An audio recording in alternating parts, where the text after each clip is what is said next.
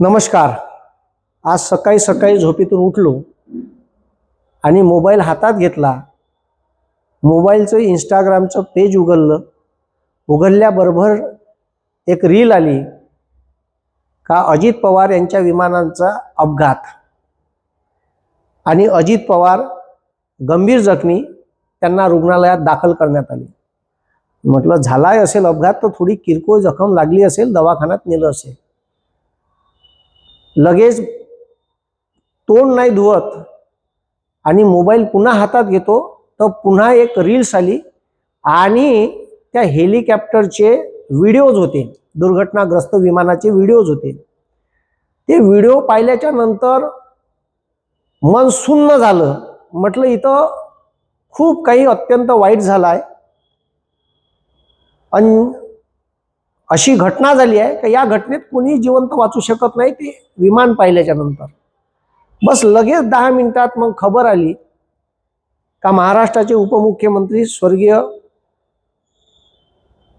म्हणजे अजित पवार हे आता आमच्यात नाही. या महाराष्ट्रात एक दिग्गज नेता, एक जिगरबाज नेता, कार्यकर्त्यांना मोठा करणारा नेता, शिव फुले आंबेडकर विचारधारा घेऊन चालणारा नेता, अर्थकारण, समाजकारण, राजकारण जाणणारा नेता, शेतकऱ्याची समस्या जाणणारा नेता आणि अनेक गोष्टीवर तोडगा काढणारा नेता आणि प्रशासनावर पकड असणारा मुरब्बी राजकारणी या महाराष्ट्राच्या मातीतून हिरावल्या गेला आणि एक मोठी राजकीय पोकळी आता महाराष्ट्रात निर्माण झाली आहे. पुढचं राजकारण कसं असेल महाराष्ट्राचं माहीत नाही, पण आम्ही जे पाहिलं, जरी तुम्ही अजितदादा महायुतीत गेले तरी अनेक लोकांना एक आशा होती का जे काही चांगलं करण ते अजितदादा करण आणि या आशेवर महाराष्ट्र होता. अजितदादाकडून अनेक महाराष्ट्रातल्या लोकांना वेगळ्या आशा होत्या, आकांक्षा होत्या आणि अचानक असं अजितदादाचं महाराष्ट्राला पूरक करणं हे प्रत्येकाच्या मनात हळहळ निर्माण करणार आहे. म्हणजे मीडियाले प्रेझेन्स ऑफ माइंडनुसार उत्तर देणं, मीडियाले कसं हँडल करणं आणि एखाद्या वेळेस असं मिश्किल उत्तर देणं का सगळ्या इकडं हसा पिकणं, ही जे कमांड होती उत्तर द्यायची, ही या राजकारणात अशी दोन लोकांकडे होती. म्हणजे एक आहे आता लालू प्रसाद यादव, एक असा नेता आहे जो असे मिश्किल उत्तर द्यायचा आणि संसद गाजवून टाकायची. असेच या महाराष्ट्राची विधानसभा गाजवणारे आणि विधानसभेच्या बाहेरच्या पटलावर अनेक स्टेज, ठीक आहे, मीडियाचे प्लॅटफॉर्म गाजवणारा माणूस म्हणजे अजितदादा पवार. आणि खरंच याच्या आठवणीत आता हा जो महाराष्ट्र आहे, हा महाराष्ट्र ही भरलेली निर्माण झालेली पोकळी ही कशी भरून काढण याची चिंता लोकांना लागली आहे. अनेक लोक म्हणत आहे का याच्यात काही कटकारस्थान असू शकते, याची चौकशी व्हायला पाहिजे. शरद पवार साहेबांनी आज पत्रकार परिषद घेतली.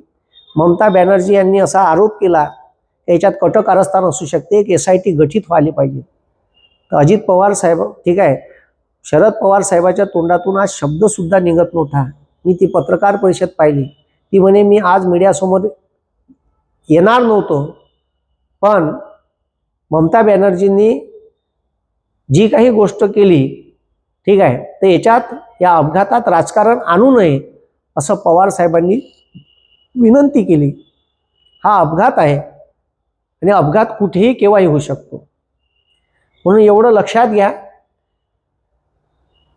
का हे जे आपण या पृथ्वी तलावर जन्मलो, हा ठीक आहे, म्हणजे हे जे तुम्ही या पृथ्वी तलावर जन्म घेऊन राहिले आणि इथं काही जे काही कर्म करून राहिले, याच्यावरून एवढं लक्षात येते का माणसाचं, ठीक आहे, आयुष्य आणि इथं आपण कशासाठी आलो, तर हे जे तुमचं सगळे जीवन चालू आहे, हा सगळ्यात मोठा जीवनाचा पट हा एक रंगमंच आहे.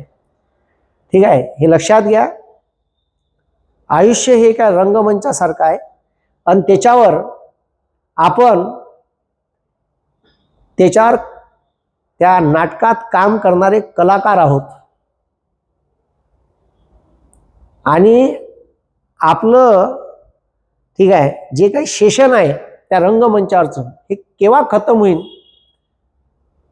ठीक आहे, म्हणजे तुमची भूमिका निभवली, तुम्ही तुमचं काम केलं का इथून निघून जा या रंगमंचावर. पण हे लक्षात घ्या.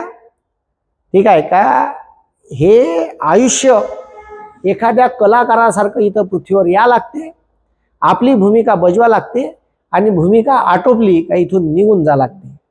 म्हणून आयुष्य एका रंगमंचासारखं आहे. ते जगा, केव्हा कोणासोबत काय होईल काहीच सांगता येत नाही. आयुष्याकडून एक गोष्ट शिका, पैसा, प्रॉपर्टी, संपत्ती सगळं इथंच ठेवून जावं लागतं. म्हणून दादासारखा एक एवढा मोठा दिग्गज नेता, मुरब्बी नेता आणि विरोधकांना उरून पुरणारा नेता गेल्याच्या नंतर राष्ट्रवादी काँग्रेस पक्षात आणि महाराष्ट्राच्या राजकारणात जी पोकळी निर्माण झाली ही कोण भरून काढेल आता, हा एक मोठा प्रश्न निर्माण झाला आहे. हे जग कोणाच्या जाण्यानं थांबत नाही म्हणते, असं म्हणतात लोक. पण मात्र मला असं वाटते, एक VMP नावाचा कवी, त्यानं खूप सुंदर दादावर 4 लाईनी लिहिल्या, मला ते आवडल्या म्हणून तुम्हाला सांगावंसं वाटते. नसाल भोवताली ही नेहमी खंत राहील, नसाल भोवताली ही नेहमी खंत राहील, तुमच्या कर्तृत्वाने ही भूमी श्रीमंत राहील. नसाल भोवताली ही नेहमी खंत राहील, तुमच्या कर्तृत्वाने ही भूमी श्रीमंत राहील. वाऱ्यात दरवळेल, ठीक आहे, वाऱ्यात दरवळेल तुमच्या आठवणी सदा, वाऱ्यात दरवळेल तुमच्या आठवणी सदा. देह जरी संपला, दादा तुमचा विचार जिवंत राहील, दादा तुमचा विचार जिवंत राहील. म्हणून दादा जरी गेले तर दादाचा विचार जिवंत राहणार आहे, दादांनी केलेलं कार्य जिवंत राहणार आहे. ज्या ज्या गावात दादांनी जे जे काम केलं तिथचे लोक दादांना, ठीक आहे, मरेपर्यंत स्मरणात ठेवन का हे काम अजितदादांनी केलं. कारण अजितदादांनी अनेक ठिकाणी सहकारी साखर कारखाने उभे केले, तिथं शाळा कॉलेजेस उघडून दिले, तिथं पाणी, ठीक आहे, जलसिंचनाच्या सुविधा उपलब्ध करून दिल्या. त्याच्यानंतर अनेक योजना दादांच्या डोक्यातून आल्या. ठीक आहे, लाडक्या बहीणसारखी योजना सुद्धा दादाच्या डोक्यातून आलेली योजना आहे. जे महिला मंडळ 1500 रुपये दर महिना महाराष्ट्रातल्या मिळून राहिले, ती सुपीक योजना दादाच्या डोक्यातून आलेली आहे. अशा अनेक योजना सांगता येईल का ज्या दादांनी चालू केल्या या महाराष्ट्राच्या भूमीत. म्हणून दादाचं योगदान खूप मोठं आहे. बारामतीच्या विकासात तर एवढं मोठं योगदान आहे का बारामतीवर एक मोठा डोंगर कोसळला. मग ते विद्याप्रतिष्ठान असो का आजूबाजूच्या बारामतीच्या एरियातले एक साखर कारखाने असो किंवा पश्चिम महाराष्ट्रात जो विकास केला दादांनी, ठीक आहे, तिथं खूप मोठी, ठीक आहे, पोकळी जी आता कधीच भरून निघणार नाही. म्हणून एवढं लक्षात ठेवा, आयुष्य सुंदर आहे ते जगा. कधी कोणावर काळाचा घाला येईल काहीच सांगता येत नाही. मरण हे अटळ आहे आणि मरण कधीही येऊ शकते. त्याच्यामुळे मरणाला भिवू नका, मी एवढं सांगेन. कारण ठीक आहे, मी कधीच मरणाला भेट नाही म्हणून मी सडेतोड बोलतो. ठीक आहे, कोणाला काय वाटते माहीत नाही, पण ठीक आहे. आणि या महाराष्ट्राच्या राजकारणात असे अनेक दिग्गज नेते उमेदीच्या काळात सोडून गेले, ज्यांना समाजकारण, राजकारणाची आणि अर्थकारणाची जाण होती, ज्यांचं महाराष्ट्रासाठी मोठं योगदान होतं आणि अजून ते योगदान देऊ शकले असते. असे विलासराव देशमुख साहेब, ठीक आहे, उमेदीच्या काळात महाराष्ट्राचं मुख्यमंत्री पद बजावलं आणि त्यांच्या 2 किडन्या फेल झाल्या आणि त्यांना हा देह इथं सोडून जावं लागलं. त्याच्यानंतर स्वर्गीय गोपीनाथ मुंडे यांची अशीच सकाळी अचानक बातमी येऊन धडकली का गोपीनाथ मुंडे साहेब आणि मंत्रिपदावर होते आणि विमानतळावर चालले असताना कार ॲक्सिडेंटमध्ये त्यांचा मृत्यू झाला. त्याच्यानंतर आर आर आबा पाटलांनी या महाराष्ट्रातले जेवढेही पोलीस कॉन्स्टेबल आहे ते उपकार नाही विसरणार. पोलीस भरतीच्या आणि MPSCच्या परीक्षा इतक्या पारदर्शक केल्या आणि महाराष्ट्राचे अर्थमंत्री, गृहमंत्री अशा अनेक जबाबदाऱ्या त्यांनी पार पाडल्या. आणि सगळ्यात क्लिस्टर नेता, गृहमंत्री असताना स्वतःच्या पुराले गावच्या जिल्हा परिषदच्या शाळेत शिकवणारा नेता म्हणजे आर आर आबा पाटील. खूप मोठं योगदान महाराष्ट्रामध्ये आहे त्यांचं. त्याच्यानंतर स्वर्गीय श्रीकांत जिचकार साहेब, डॉक्टर बाबासाहेब आंबेडकर एवढ्या डिग्र्या होत्या. 0 बजेट अर्थसंकल्प मांडला होता त्यांनी, पण उमेदीच्या काळात कार अपघातात त्यांचा मृत्यू झाला. त्याच्यानंतर स्वर्गीय प्रमोद महाजन, हे असे नेते आहे का यांनी महाराष्ट्राला खूप मोठं केलं असतं, महाराष्ट्राला अजून एका उंचीवर नेऊ शकले असते. आणि महाराष्ट्राच्या राजकारणात समाजकारण, लोककारण, ठीक आहे, राजकारण आणि अर्थकारण या सर्व गोष्टीची जाण असणारे हे नेते होते. म्हणून अनेक लोकांच्या मनात हळहळ निर्माण झाली अजितदादा गेल्यामुळे, की दादा तुम्ही पुन्हा या. आणि जेव्हा अपघात झाला तिथं सगळे कर्मचारी पोचले तेव्हा लोकांनी अजितदादांची ओळख त्यांच्या घड्याळीवरून केली. आणि अनेक लोकांनी कमेंट्समध्ये लिहिलं का दादा शेवटी घड्याळच तुमच्या कामी आली, घड्याळीमुळे तुमची ओळख पटली, जे पक्षाचं चिन्ह आहे. आणि आता अनेक लोकांच्या वेगवेगळ्या चर्चा चालू आहे का दोन्ही पक्ष एकत्र होणार होते म्हणून कोणी गेम केला, काही केला. याच्यावर पवार साहेबांनी पत्रकार परिषद घेऊन सांगितलं का इथं कुठेही राजकारण आणू नका, हा अपघातच आहे, तो चौकशी अंती काय आहे ते बाहेर निघेल, जे काही आहे ते, पण कोणीही आता या गोष्टीवर बोलू नये. त्याच्यामुळे लोकांच्या मनात अनेक डाऊट आहे, ते स्वाभाविक आहे का जसं ठीक आहे गोपीनाथ मुंडे साहेबात झालं तसं अनेक इतर लोकांचं बी हो झालं का बा, का तसंच काही केलं वेगळं, असे अनेक लोकांच्या मनात संभ्रम निर्माण होते. आणि हे लक्षात घ्या का हे ठीक आहे अपघात हा कुणाशी केव्हाही होऊ शकतो, म्हणून काय आणि वेळ सांगून येत नाही. म्हणून जपून राहण्यापेक्षा बिनधास्त जगा.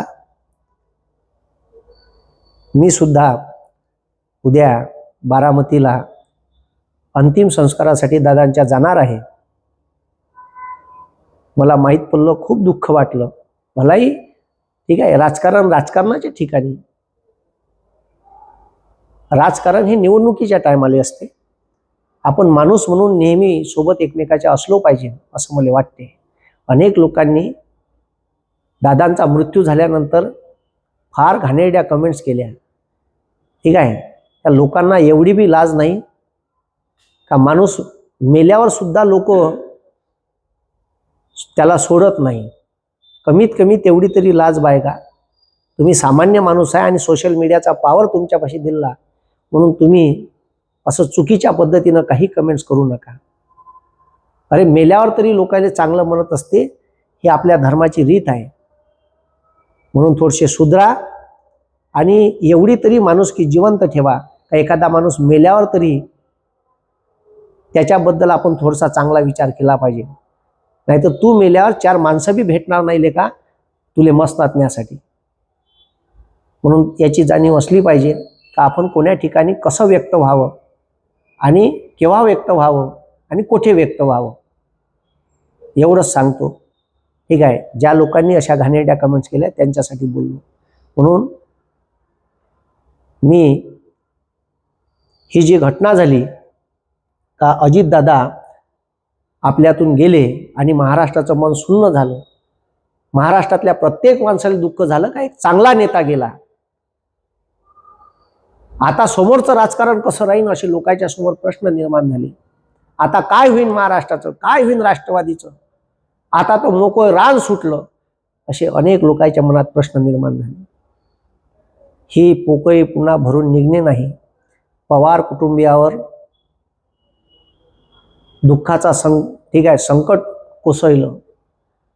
या दुःखातून बाहेर निघण्याची ताकद देव पवार कुटुंबांना देऊ. मी त्यांच्या दुःखात सहभागी आहे. माझी फिनिक्स अकॅडमी पवार कुटुंबियाच्या दुःखात सहभागी आहे. आणि अजितदादांच्या आत्म्याला शांती मिळो आणि त्यांना या व्हिडिओच्या शेवटी भावपूर्ण श्रद्धांजली अर्पण करतो आणि थांबतो. धन्यवाद. जय हिंद, जय महाराष्ट्र.